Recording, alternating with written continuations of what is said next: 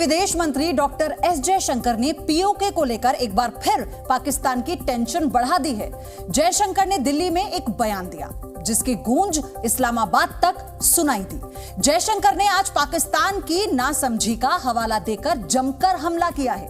विदेश मंत्री ने जो कहा, पाकिस्तानी उस पर खुद ही मोहर लगा रहे हैं। पाकिस्तान को आईना दिखाने वाली ये रिपोर्ट आपको देखनी चाहिए।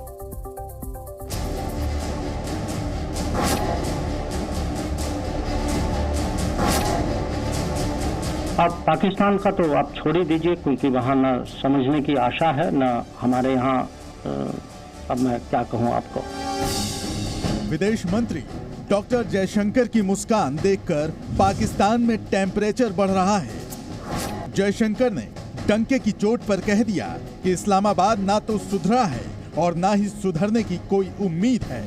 विदेश में कश्मीर का राग अलापने वाले पाकिस्तान को जयशंकर ने पीओके के मुद्दे पर भी बेचैन कर दिया।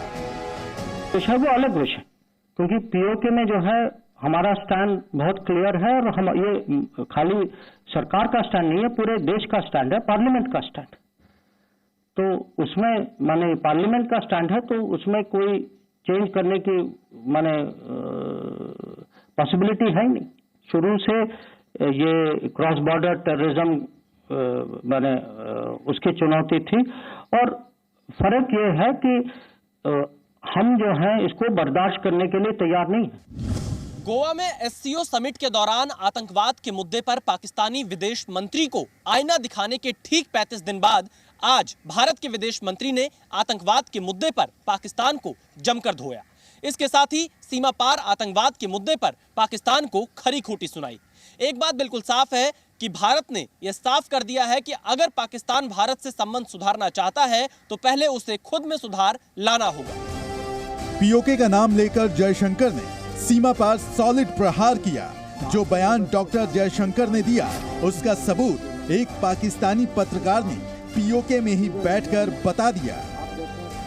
आप कौन होते हैं? एक छोटी सी पट्टी लेके आप बैठे हुए हैं कश्मीर की, और माफ कीजिएगा, आप मसला नहीं है, आप हैं इंडस्ट्री।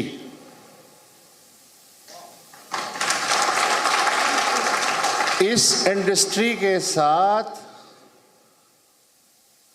कश्मीर कमेटी का रोजगार लगा हुआ है। इस इंडस्ट्री के साथ फारूक अब्दुल्ला का, महबूबा मुफ्ती का और आज़ाद कश्मीर में जितनी भी पॉलिटिकल क्लास है उसका रोजगार जुड़ा हुआ है। पीओके से आया ये बयान पाकिस्तान की माला जपने वाले फारूक अब्दुल्ला और महबूबा मुफ्ती की भी पोल खोल रहा है।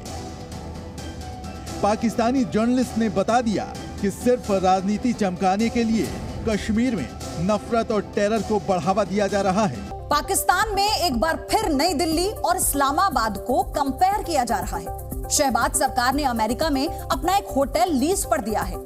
ऐसा इसीलिए किया गया है ताकि पाकिस्तान को कुछ पैसे मिल सके, खर्चा चल सके, जबकि उसी अमेरिका की राजधानी वॉशिंगटन में मोदी के रेड कार्पेट वेलकम की तैयारियां चल रही है। पाकिस्तान का दर्द बढ़ाने वाली दो खबरें देखिए। पाकिस्तान ने अपनी नई जनरेशन की अग्नि प्राइम बैलिस्टिक मिसाइल का सफल टेस्ट किया है, और दूसरी तरफ अमेरिका में मोदी के 21 जून से शुरू हो रहे दौरे की अंतिम तैयारियां चल रही हैं। अग्नि मिसाइल का सफल परीक्षण कल शाम को उड़ीसा के एपीजे अब्दुल कलाम आइलैंड से किया गया। ये 2000 किलोमीटर तक हमला कर सकती है। वहीं आपको यह भी बता दें कि पश्चिमी मीडिया ने अमेरिका के एनएसए की दिल्ली यात्रा जल्द शुरू होने का दावा भी कर दिया है। दिल्ली में दोनों देशों के एनएसए मिलकर मोदी की अमेरिका यात्रा का खाका तैयार करेंगे, और इन दोनों खबरों की वजह से पाकिस्तान की बेचैनी बढ़ रही है।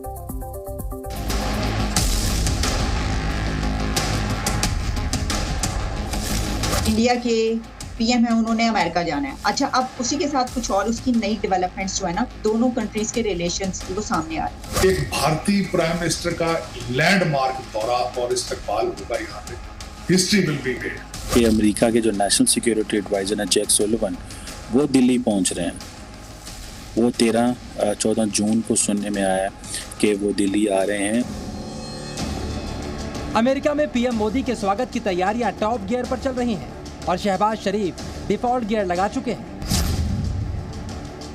यूएस में व्हाइट हाउस से लेकर न्यूयॉर्क तक मोदी के वेलकम के लिए क्या क्या हो रहा है, आजकल पाकिस्तान में चर्चा का सबसे बड़ा टॉपिक यही है। सुनने में ये आ रहा है कि प्राइम मिनिस्टर मोदी जो है वो कैंप डेविड जाएंगे, और आपको मजे की बात बताऊं, बड़ा कम होता है कि कैंप डेविड, आई थिंक ये अमेरिकी जो सदर है उनका समर हाउस है। एक भारतीय प्राइम मिनिस्टर का लैंडमार्क दौरा और इस्तकबाल होगा यहाँ पे। हिस्ट्री विल बी मेड, मेरे ख्याल में हिस्ट्री विल बी मेड। इससे पहले इतना बड़ा इस्तकबाल ना हुआ होगा, ना इस तरह का कभी किसी को प्रोटोकॉल दिया होगा, मेरे ख्याल में। पाकिस्तान में दो बातें हो रही हैं, पहली पीएम मोदी की अमेरिका दौरे की और दूसरी अमेरिका में पाकिस्तान को शर्म से पानी पानी करने वाली खबर की। असल में पाकिस्तानी सरकार ने न्यूयॉर्क में अपना रूजवेल्ट होटल लीज पर दे दिया है। इसके बदले में पाकिस्तान को 6,300 करोड़ पाकिस्तानी रुपए मिलेंगे और इन पैसों से शहबाज शरीफ कुछ और दिनों तक इस्लामाबाद का खर्चा पानी चला पाएंगे। जब किसी न्यूयॉर्क से करीब 350 किलोमीटर दूर वॉशिंगटन डीसी में पीएम मोदी के भव्य स्वागत की तैयारियां चल रही हैं, यानी मोदी का सम्मान शुरू होने से पहले ही शहबाज बदनाम हो चुके हैं। आज मैं आपको मजे की खबर बताता हूं कि 7,000 इंडियन लोगों को व्हाइट हाउस में इनवाइट किया जाएगा डिनर के लिए, उस इवेंट के लिए। और हिस्ट्री के मुताबिक कहते हैं इतने लोग व्हाइट हाउस में तब आए थे जब पोप पाल आए थे, यार उसका रिकॉर्ड तोड़ा जाए। 21 जून को पीएम मोदी अमेरिका में रहेंगे और उससे पहले अमेरिका के राष्ट्रीय सुरक्षा सलाहकार जैक सुलिवन भारत आ रहे हैं।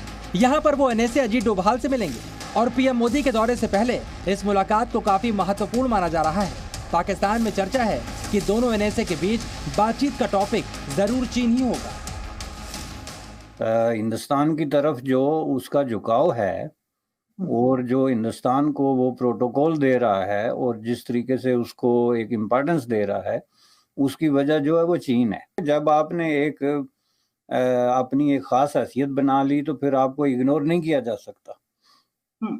तो उस हिसाब से इंडिया ने ये प्रूव कर दिया कि वो हर हवाले से जो है वो चीन को बीट कर सकते हैं। अमेरिका जो है वो तकरीबन $40 बिलियन की चिप इंडस्ट्री ताइवान से फिनिक्स अमेरिका में लेके जा रहे हैं, लेकिन वो चाइना से चीज़ें निकाल के अमेरिका लेके जा रहे हैं या वो सप्लाई चेन इंडिया को दे रहे हैं। वो कह रहे हैं डेमोक्रेसी है, हमें इनके साथ काम रहेगा, हमें चाइना को मैनेज करना है, सो एंड सो। ये जो क्रिटिकल एंड इमर्जिंग टेक्नोलॉजी है वो सारी की सारी इंडिया आ रही है। पीएम मोदी को व्हाइट हाउस में इतना सम्मान देने की तैयारी क्यों चल रही है, इसी को डिकोड करने की कोशिश इस्लामाबाद में चल रही है। इसकी क्या वजह है कि जो प्राइम मिनिस्टर मोदी हैं उनको इतनी इम्पोर्टेंस दी जा रही है जो किसी और प्राइम मिनिस्टर को नहीं मिल सकी, उसकी क्या वजह आप समझते हैं? सबसे पहले एक तो ये कि भारत की फॉरेन पॉलिसी है। उन्होंने अमेरिका को बावर करा दिया है कि हमसे अच्छा पार्टनर आपको चाइना के खिलाफ नहीं मिल सकता। इस वक्त ये उनके अमेरिका के दिलो दिमाग में उन्होंने डाल दिया है। नंबर 1 ये। दूसरी वजह है इंडियन इंस्टीट्यूट ऑफ टेक्नोलॉजी के लोग पढ़ के यहाँ पे आए हैं और वो यहाँ की कंपनियों के मेजर कंपनियों के सीईओ। मोदी बाइडेन मिलकर चीन के खिलाफ क्या रणनीति बनाएंगे, इससे भारत की ताकत कितनी बढ़ेगी और पाकिस्तान पर क्या असर होगा? सकारात्मक। यही सोच इस्लामाबाद में सबकी जान सूख रही है। ब्यूरो रिपोर्ट, जी मीडिया। पाकिस्तान विदेश से मिले हथियारों और सैन्य मदद के मामले में भी बदनाम रहा है। जिन हथियारों को आतंकवाद रोकने के लिए दिया जाता था, पाकिस्तान उसका इस्तेमाल आतंकवाद फैलाने में करता रहा था। लेकिन अब पाकिस्तान के लिए ऐसा करना मुमकिन नहीं है, क्योंकि पाकिस्तान की जनता मान रही है कि अमेरिका, जो कभी पाकिस्तान को हथियार और सैन्य मदद दिया करता था, वो प्रधानमंत्री मोदी के कहने पर ही उसे हथियार नहीं देगा। ऐसे में अब सवाल है कि क्या है पाकिस्तान का वही होगा जो मोदी चाहेंगे? दुनिया को पाकिस्तान पर भरोसा क्यों नहीं है? पाकिस्तानियों ने खोल दी पोल। विदेशी हथियारों के साथ पाकिस्तान का गोलमाल क्या समझ गया है अमेरिका? पाकिस्तान का अब वही होगा जो मोदी चाहेंगे। पाकिस्तान पर अमेरिका अब सिर्फ प्रधानमंत्री मोदी की ही सुनेगा। विदेशी हथियारों के मामले में पाकिस्तान बदनाम है। वो विदेश से मिले हथियारों को आतंकवाद के खिलाफ नहीं, बल्कि आतंकवाद फैलाने में करता है। ये बात तो अब पाकिस्तान के लोग भी अच्छे से जानते हैं। पाकिस्तान ने कैसे एटम बम की तकनीक दूसरे मुल्कों को बेची है, ये बात भी पाकिस्तान का बच्चा बच्चा जानता है।